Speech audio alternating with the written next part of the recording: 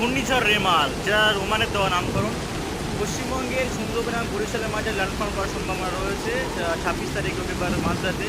এখন থেকে সে শক্তি সঞ্চয় করে চলেছে।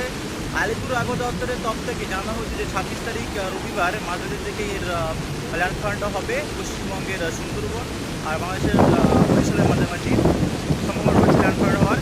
তখন এর সর্বোচ্চ গতি থাকবে প্রায় 130 থেকে 35 কিলোমিটারের মধ্যে।